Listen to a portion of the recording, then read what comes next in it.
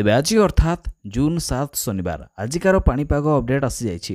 गतकाली 16टी जिला को yellow warning जारी करा जायथिबा बेले अनेक जिल्ला रे वर्षा होइतबार खबर आछि। तेबे आज पई सेहिपरि 9टी जिला को काल बैशाखी अर्थात वर्षा बिजुली घड़घड़ी ता सहित झड़ पवन नहीं 9टी जिला को येलो वार्निंग जारी करिछि भुवनेश्वर स्थित आंचलिक पाणीपाग विज्ञान केन्द्र।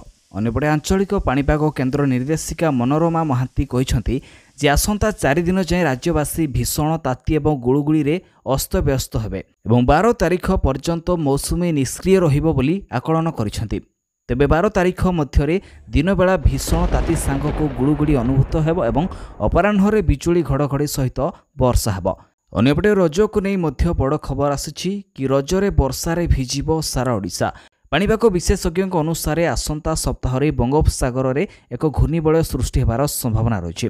तेबे एने संपूर्ण खबरटी कौन रही सहित आज क्यों क्यों सब 9टी जिला को येलो वार्निंग जारी करा जायछि ए विषय संपूर्ण खबर जानापी हेले वीडियो को शेष पर्यंत देखंतु। ता सहित चैनल को नुआ कर आसी आम चैनल कवरेज ओडिया को सब्सक्राइब करने सहित नोटिफिकेशन को मध्य ऑन कर दिंतु। प्रतिदिन पाणीपाग संबंधी समस्त अपडेट खबर सबू जानिपारे।